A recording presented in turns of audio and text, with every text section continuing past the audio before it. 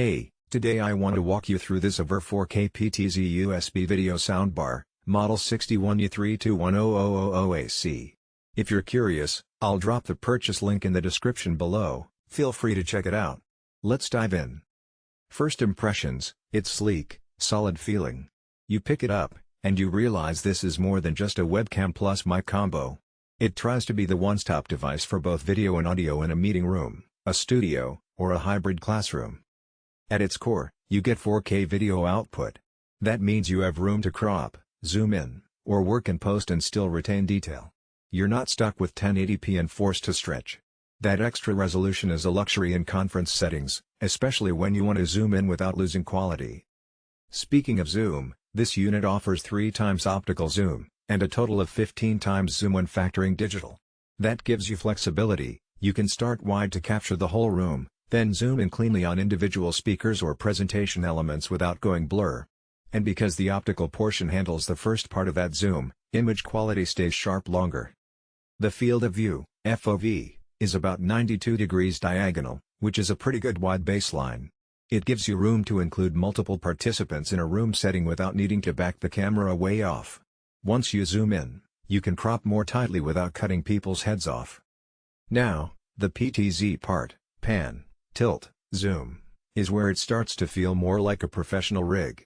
You get wide pan and tilt ranges, enough to cover broad rooms, and you can set presets. So if you always want a view of the whiteboard, or a close-up on the speaker, you can save those and jump between them. It's fast, it's fluid, and it gives you the flexibility to change views mid-session without physically messing with the device.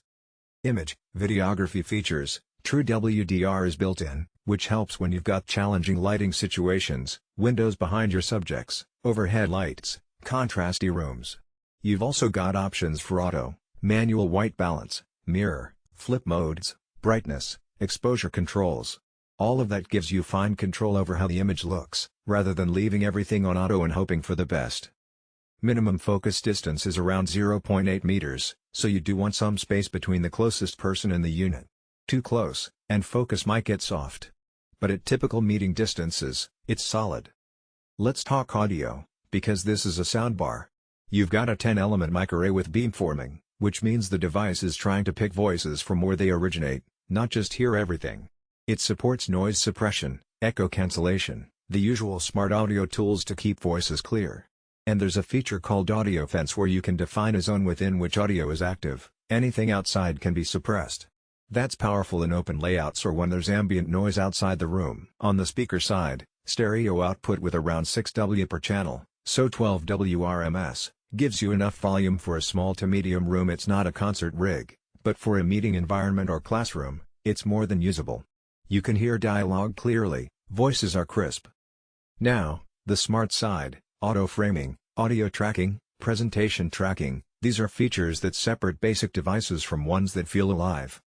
Auto framing means the camera tries to detect where people are and adjust the crop dynamically so viewers see people centered. Audio tracking means if someone speaks from one side, the camera may pan or zoom to them so that the remote participant sees the speaker. Presentation tracking helps if someone moves across a board or screen, the camera can follow the presenter or move to capture slide changes. These features aren't perfect in every lighting or acoustic condition, but when they work, they add polish. Connectivity is robust, USB 3.0 for video plus audio, plus support for DisplayLink, so the device can act sort of like a USB display output, and HDMI output. You also get RS-232, Web UI, and software control, ZAP2, to configure and control settings and presets. Dual RJ45 ports help with networking or extensions. It's powered via a 12V5A supply, so you'll need proper cabling for that. Mounting options are built in, wall mount, above displays, so it can integrate well with existing setups. In practice, when you have a well-lit space and moderate room size,